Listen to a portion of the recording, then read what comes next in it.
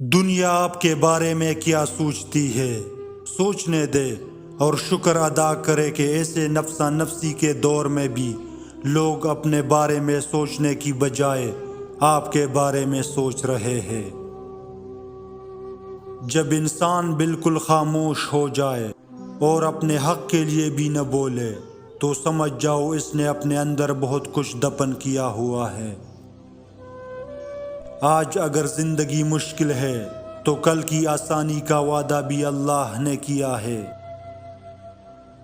اللہ سے مانگو، خوب مانگو، اللہ تمہیں امید سے بڑھ کر دے گا۔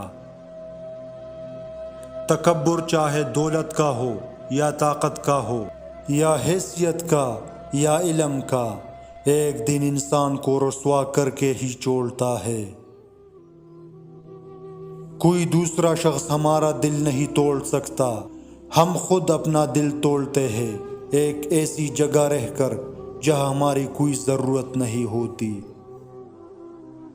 بات محبت کی نہیں ہوتی، بعض اوقات بنا محبت کے آپ کسی کے اتنے عادی ہو جاتے ہیں کہ وہ عادات محبت سے زیادہ جان لیوا ہوتی ہے۔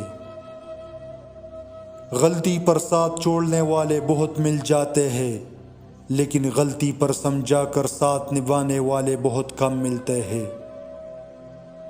کسی کا دل نہ دکھاؤ، ہو سکتا ہے وہ تم سے زیادہ خدا کو عزیز ہو۔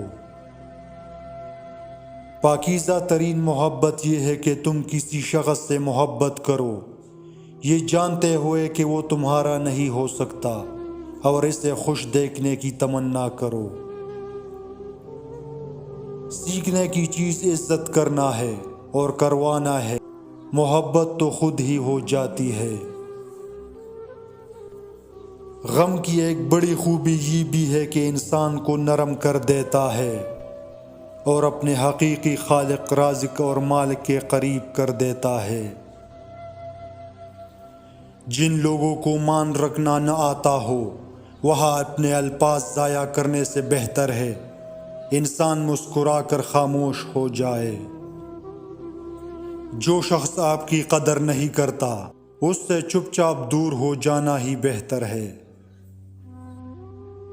اگر کسی شخص کو اپنی کمی محسوس کروانا چاہتے ہو تو اس کا طریقہ یہ ہے، اس سے کچھ عرصہ دوری اختیار کرے، اسے کچھ دن اگنور کرے۔ اگر وہ آپ سے محبت کرتا ہوگا تو وہ آپ سے اس رویے کے بارے میں ضرور پوچھے گا۔